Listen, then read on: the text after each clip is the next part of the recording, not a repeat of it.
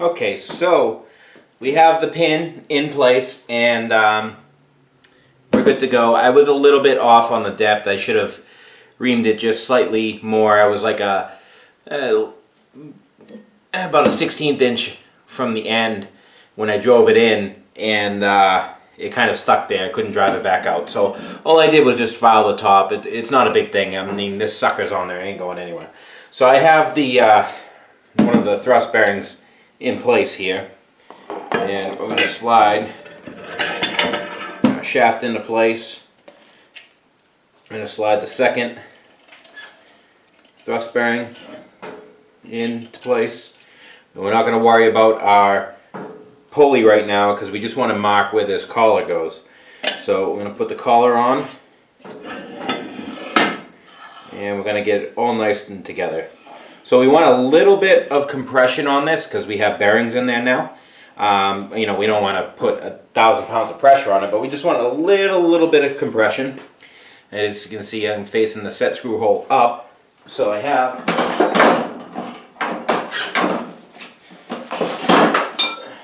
some clamps here. These are wood clamps. They should be able to finagle them in here.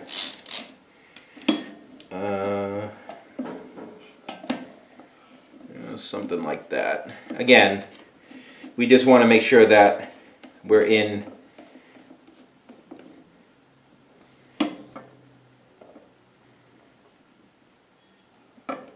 pushing things in here together nice. You know, we're not going crazy with the clamping pressure. We just want it nice and firm. And the reason why is because we need to drill a dimple for the set screw there for on the shaft. So let me just see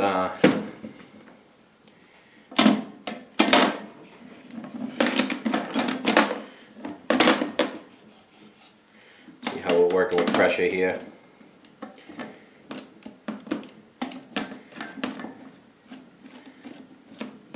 Again, we're not going nuts. We just want to make sure that we have no end play in this, because that's the whole purpose of the bearings.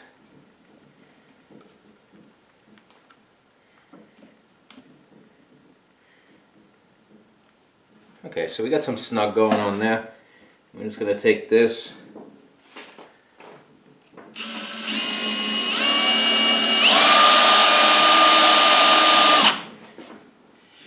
First of all, we're going to get a drill bit that's not dull as hell.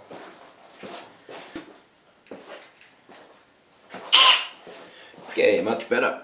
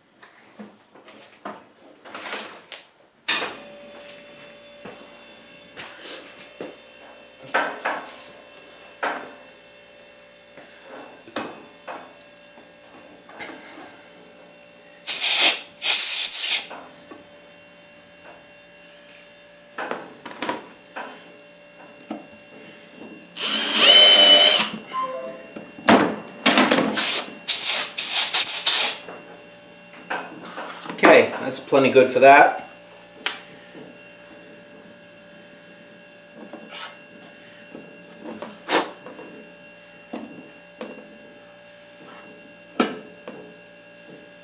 There we go.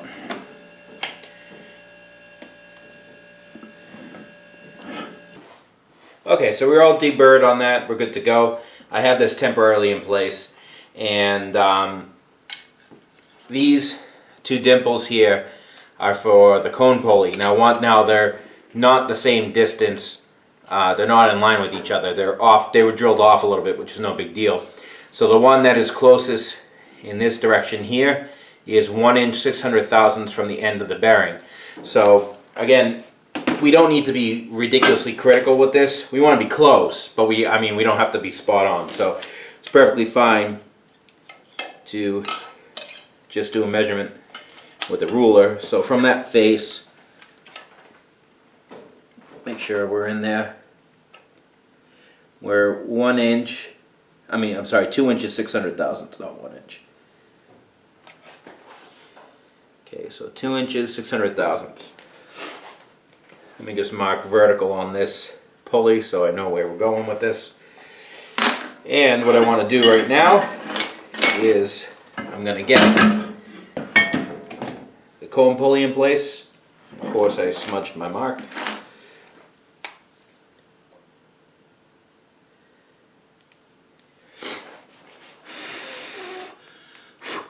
Okay, so large side towards the drive pulley. I have one set screw in here, and the other one, there's nothing. So what I'm going to do is push this all together and line up those marks. Then I can just snug the set screw here. Now I'm not tightening it enough to make a mark in the shaft. I'm tightening it just enough to hold it from moving, and then I can drill and dimple my shaft.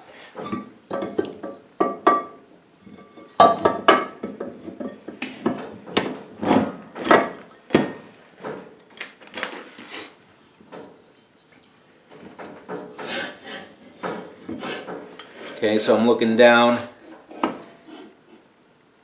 All right. You're dead center right there.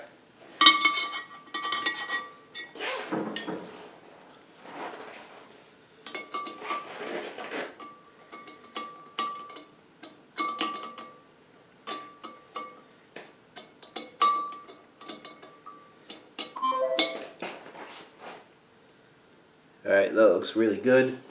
We're just going to snug this just so it holds my alignment. And I double check, make sure I have the right drill bit. And we do.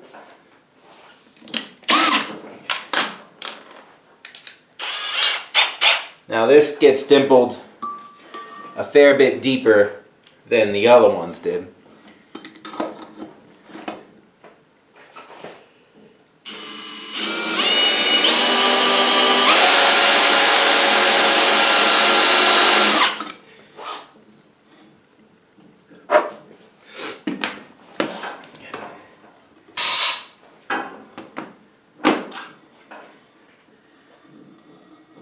Okay.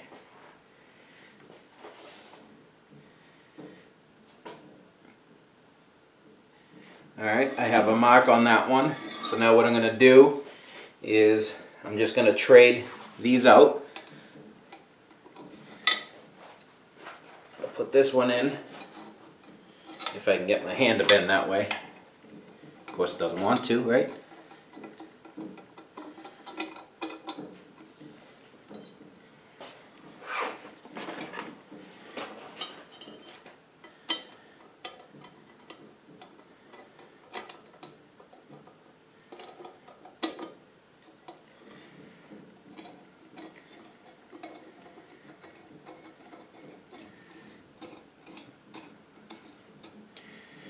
Okay,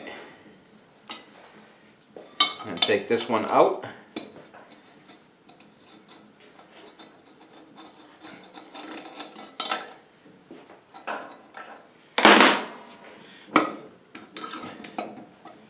Going to align this here.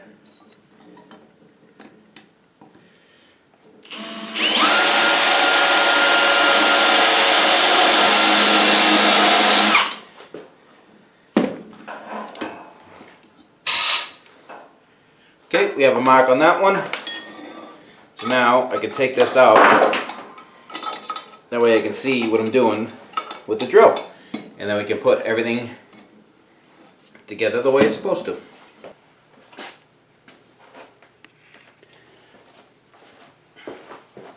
Alright, so before we get everything together, we need to put the wicks in. There are 2 oil wick grooves in here and these oil slingers.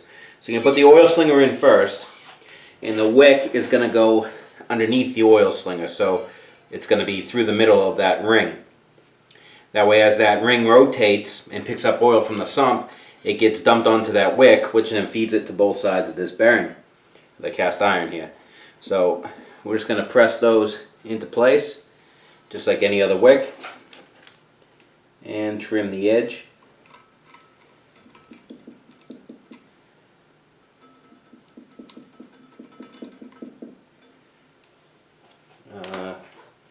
Grab an X-Acto knife.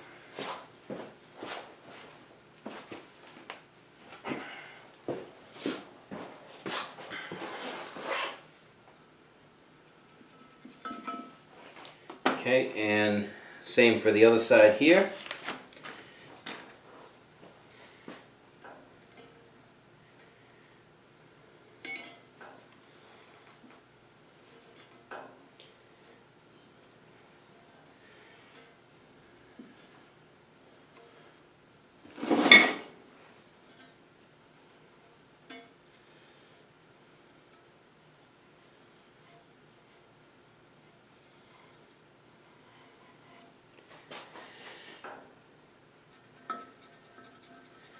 Trim that flush with the end. Okay, so we already have our thrust bearing on the outside of this pulley, and there are the two cone pulley dimples right here. So we're just going to lift that ring up, slide our pulley in, and take our other thrust bearing. Make sure that washer is nice and clean there. Just dropped it on the floor. I'm going to put that into place. I'm going to take a marker here, and it's hard to see these two dimples when I get it in there, so I'm just going to mark on the top of this pulley here where they are on the vertical, because I put the set screws in this cone pulley so I can get everything in. I'm going to put the cone pulley in place, slide it to the back. I'm going to reach in, and I'm going to put that collar in place.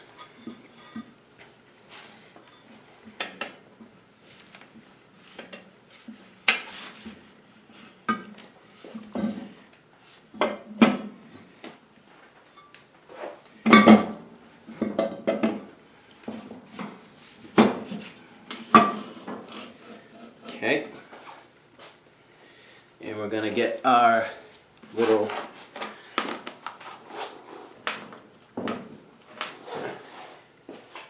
gasket cut out here, and we're going to see if we can get this in place on that shaft. Of course, it's going to be a pain in the butt.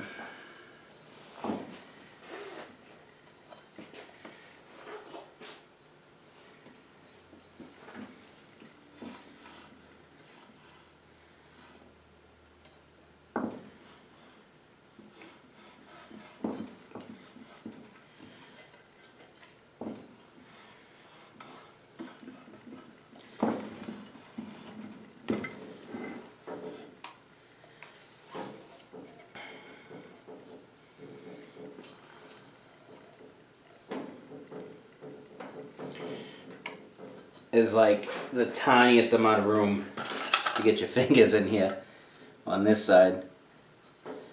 If we can just get this started on that shaft, then we'll be in good shape. There it is. There it is. So then I'm going to push it through, pop that ring above, put that face into there, take this collar, I'm going to just snug it on the shaft. We're going to turn it, and we should, just touching the shaft, turn it a little bit, and we should feel it slide right into that dimple that we made. So right there is touching the shaft, and right there's the dimple. Perfect. So we're in there.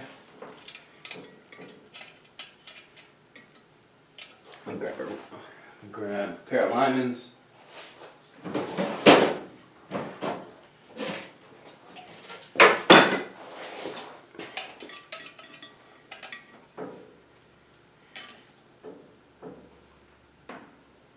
Okay, she's snugged up.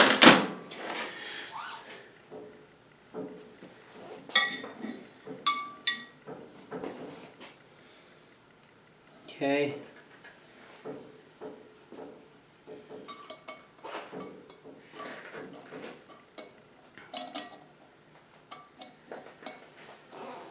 We're touching the shaft. We're just going to move it and wiggle it, and we should be able to feel that dimple right there. Just locked into that dimple. And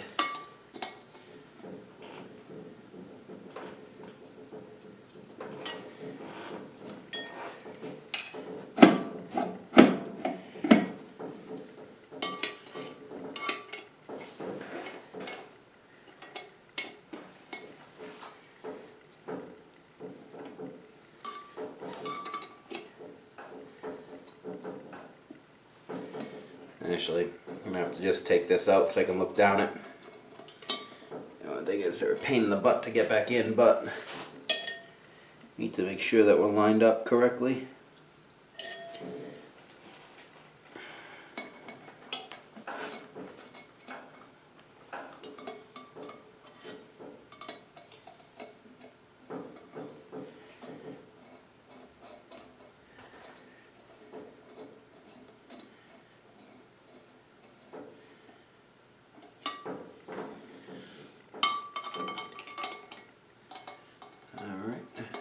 Just undo this, double check and make sure that we're in that dimple, and we are.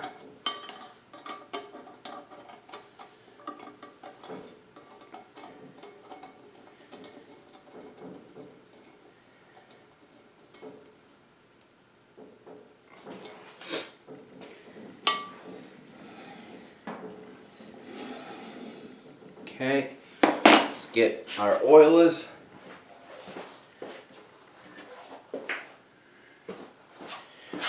Okay, so these oilers I did not replace. They're not in bad shape, and they're like 20 bucks a pop. So rather than spend 40 bucks, we can just reuse these. So just a little bit of Teflon tape.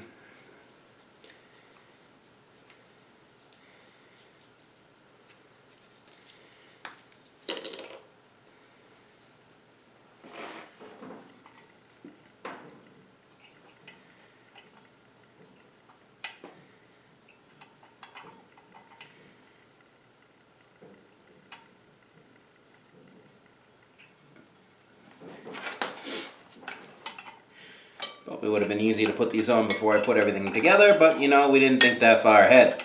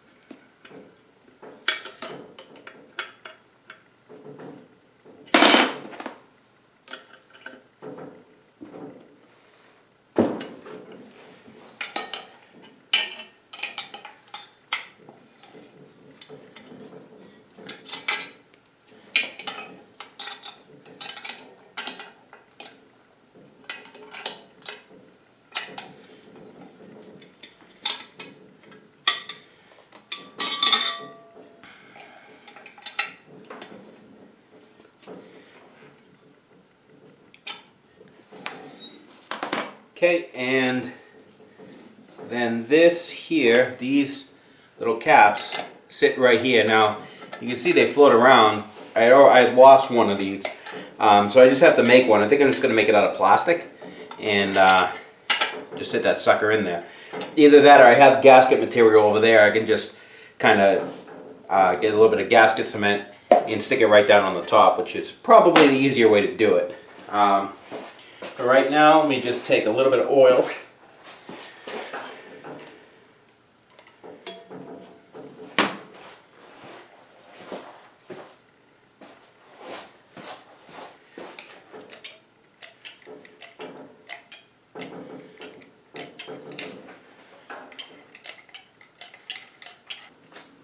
Okay, so we're together. If you look down in here, you see that little ring, and it's moving with the shaft. So what that's doing is that's picking up oil that's in the sump there, bringing it up and running it across a wick that runs right here. And same thing with this other one here. There's a wick right here. It's going to feed this side of the bearing and this side of the bearing. I got a little bit of a hiss on the needle bearings, but nothing too loud. We're not binding. And as far as freewheeling goes, has some inertia to it. It sounds nice, so you can hear a little bit of a shh, but nothing ridiculously serious. So we're going to leave her at that. Okay, so thanks for watching this video. I just got to make the little top cap for the side, for one of the sides.